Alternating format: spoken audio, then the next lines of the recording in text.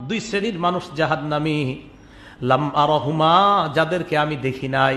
নবীজি বলতেছে ওই জামানায় আমি তাদেরকে এখনো দেখি নাই, মানে তোমরা দেখবা। এখন আমরা দেখছি কিনা দেখেন নবীজির হাদিসটা শোনেন। এক নম্বর, কওমুন মাহুম সিয়াতুন কাযনাবিল বাকর, এমন এক দল যাদের সাথে গরুর লেজের মতো লাঠি থাকবে, ইয়াদ্রিবুনা বিহান নাস, এই লাঠি দিয়া মানুষের উপর জুলুম করবে, অন্যায়ভাবে গরিবদের উপর আক্রমণ চালাবে। হ্যাঁ, এটাও এক নাম্বার, এরা জাহান্নামী, আমি তাদেরকে দেখি নাই, ভবিষ্যতে তোমরা দেখবা। লাঠি, গরুর লেজের মতো লাঠি রাখবে হাতে, গরিবদের উপর জুলুম করবে, নির্যাতন করবে, এরা জাহান্নামী। দুই নাম্বার, নিসাউন কাসিয়াত আরিয়াত, ওই নারী যারা পোশাক পরার পরেও তারা উলঙ্গ। সাহাবারা কয়, হুজুর উলঙ্গ মানে? কয় অর্ধনগ্ন, উলঙ্গের মতো, পোশাক পরার পরে উলঙ্গের মতো।